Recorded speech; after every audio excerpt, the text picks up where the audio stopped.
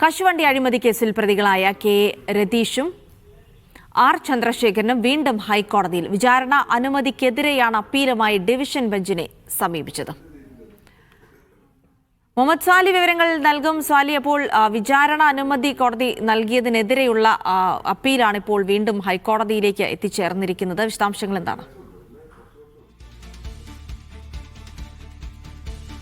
ജിൽസി, ഈ വിചാരണ അനുമതി സർക്കാർ നൽകിയതിന് പിന്നാലെയാണ് വീണ്ടും ഇപ്പോൾ പ്രതികൾ ഹൈക്കോടതിയെ സമീപിച്ചിരിക്കുന്നത്. ഈ കേസിൽ, ഈ ഹർജിയിൽ പറയുന്നത്, അപ്പീലിൽ പറയുന്നത് പ്രധാനപ്പെട്ട ചില കാര്യങ്ങൾ നേരത്തെ നൽകിയ സർക്കാർ ഇറക്കിയ ഉത്തരവിലെ ചില പാകപ്പിഴവുകൾ നേരത്തെ ഹൈക്കോടതി തന്നെ ചൂണ്ടിക്കാണിച്ചിരുന്നു. ആ ഉത്തരവ് അടക്കം ഹാജരാക്കിയാണ് ഇപ്പോൾ പ്രതികൾ വീണ്ടും ഹൈക്കോടതിയിലെ ഡിവിഷൻ ബെഞ്ചിനെ സമീപിച്ചിരിക്കുന്നത്. തങ്ങൾ ഇതിൽ നേരിട്ട് പ്രതികളല്ല, അതായത് ഈ കോടതിയലക്ഷ്യ കേസാണ് ഈ ഹൈക്കോടതി പരിഗണിച്ചത്. ആ കോടതിയലക്ഷ്യ കേസിലാണ് വലിയ തോതിലുള്ള വിമർശനങ്ങൾ സർക്കാരിനെതിരെ, സർക്കാർ ഉദ്യോഗസ്ഥർക്കെതിരെയും ഉണ്ടായത്. ആ കേസിൽ തങ്ങൾ പ്രതികളല്ല. ആ കേസിലെ പ്രതികൾ സർക്കാർ ഉദ്യോഗസ്ഥരായ വ്യവസായ വകുപ്പ് പ്രിൻസിപ്പൽ സെക്രട്ടറി ഉൾപ്പെടെയാണ്. അവരാണ് ഈ കോടതിയലക്ഷ്യം കാണിച്ചത്.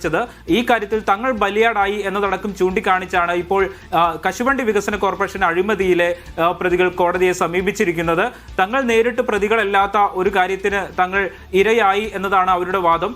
പ്രത്യേകിച്ച് ഈ കേസിലെ പ്രധാനപ്പെട്ട ചില രേഖകൾ അടക്കം ഹാജരാക്കിയാണ് ഇപ്പോൾ അവർ ഹൈക്കോടതിയെ സമീപിച്ചിരിക്കുന്നത് എന്നതാണ് പ്രധാനപ്പെട്ട കാര്യം. ജിൽസി, മുഹമ്മദ് സാലിഹാണ് വിവരങ്ങൾ നൽകിയത്.